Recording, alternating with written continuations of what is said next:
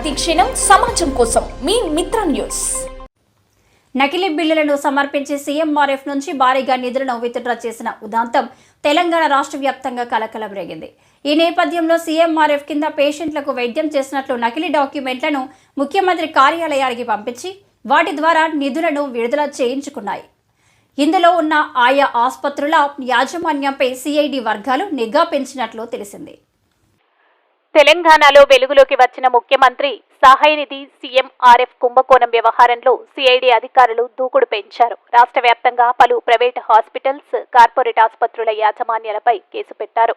మరికొంతమందిపై కేసులు పెట్టడానికి సిఐడి సిద్ధమైనట్లు సమాచారం. కొంతమందిపై ఇప్పటికే వివిధ సెక్షన్ల కింద ఎఫ్ఐఆర్ నమోదు చేశారని చెబుతున్నారు. నకిలీ బిల్లులను సమర్పించడం ద్వారా సీఎంఆర్ఎఫ్ నుంచి భారీగా నిధులను విత్డ్రా చేసిన ఉదంతం కలకలం రేపిన విషయం తెలిసిందే.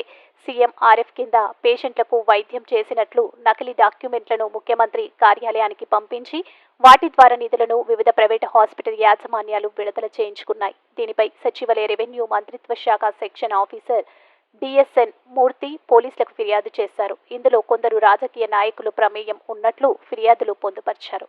ఈ కుంభకోణంలో కొందరు బడా నాయకులు సైతం ఉన్నట్లు తేలింది. దీనితో ముఖ్యమంత్రి రేవంత్ రెడ్డి జోక్యం చేసుకుని విచారణను సిఐడికి బదలాయించారు. రంగంలో దిగిన సిఐడి అధికారులు తమ దర్యాప్తును ఉధృతం చేశారు. తాజాగా రాష్ట్ర వ్యాప్తంగా వివిధ జిల్లాల్లో పలు ప్రైవేట్ ఆసుపత్రుల యాజమాన్యంపై ఎఫ్ఐఆర్ను నమోదు చేశారు. హైదరాబాద్, ఖమ్మం, నల్గొండ, కరీంనగర్లోని పలు ఆసుపత్రులపై ఈ ఎఫ్ఐఆర్లు నమోదయ్యాయి.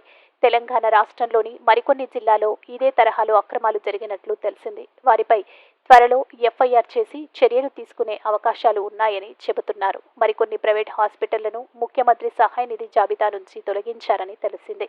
ఏది ఏమైనా ముఖ్యమంత్రి సహాయ నిధి పేర ప్రైవేట్ హాస్పిటల్లో పాల్పడిన అక్రమాలు డ్రా చేసిన నిధులపై తదితర వివరాలపై సిఐడి అధికారులు సుదీర్ఘంగా విచారిస్తున్నారు.